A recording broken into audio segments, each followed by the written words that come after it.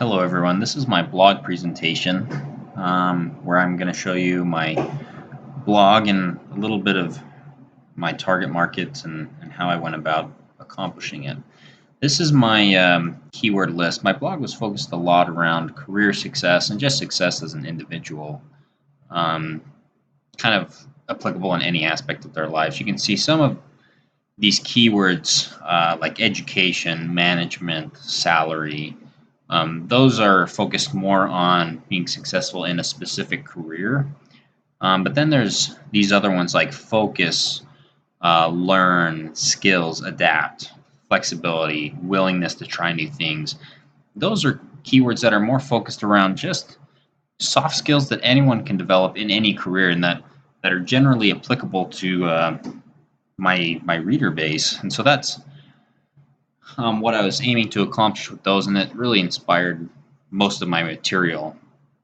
So who I was targeting was a pretty wide range of readers between 18 and 60 years old. So that's a pretty wide range, but as you can see, they were primarily between 30 and 60. My largest group was between 41 and 60. And then my next largest group was between 30, 31, and 40, and that made up almost 70% of my entire reader base. So that's where I really tried to focus in on. And these other readers, they'll benefit as well, but for the most part, I focused on between 30 and 60 years old. My average reader, 55% of the time is male and 45% of the time is female. And I found that was generally applicable across lots of the different career blogs that I looked at and studied. It was just that a little bit slightly off center.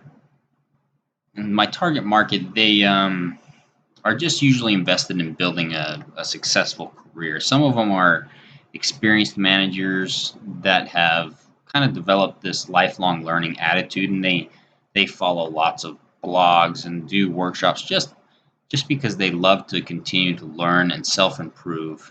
And others, maybe my age group between 25 and 30 years old, those are maybe recent college graduates who are just starting their career and wanting to be successful in whatever industry or field they're in. There's also those readers who may have been laid off or are looking for a career change, or just woke up one day and decided, look, this isn't satisfying. I don't like what I do for work. That's kind of where their minds are at. They mostly are on Facebook. They use that as their primary social media platform, and then LinkedIn as their secondary. So that was how I marketed to my audiences, using Facebook. These are some of my competitors' blogs. You can see Penelope and Dan and Kevin. They all are pretty established bloggers that have a wide reader bases, but they're all quite different in their voice and the content that they publish. Some of them lean more towards generating their own content. Some people mostly reposted other content. But it's interesting to me to see how much interaction they have. I mean, on average, 60 to 70 comments per post for Kevin, and then at most 1,600 comments. It's quite significant. I was also surprised by Kevin's interaction on Facebook or on LinkedIn. He had almost over 2 million followers on LinkedIn, which is particularly impressive because LinkedIn is a much smaller platform than Facebook or Twitter. The users is just much smaller, but he did quite well with his LinkedIn and still does.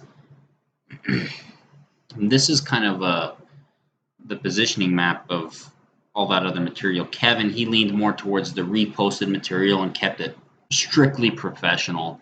Penelope, she generated all of her own material, but it was a lot more relaxed feel, less professional. And then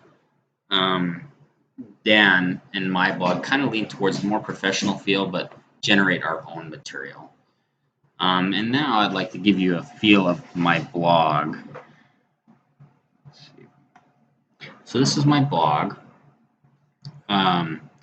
As you can see, I've got a couple of pages here, 3 pages and a home page. I've got my header, little introduction, some widgets off to the side with a post schedule, and recent posts. These are my posts. I often included a picture with them just because it really worked out well, and I feel like it drew in the readers better than I would have otherwise. If you come all the way to the bottom of my home page, you can see my other widgets, posts I like, a link to my LinkedIn profile, and a little bit of basic HTML coding, just basically some text and spacing. So just getting my feet wet doing that. If you come back up, I've got, I have a contact page, which allows for a little bit more interaction with my readers.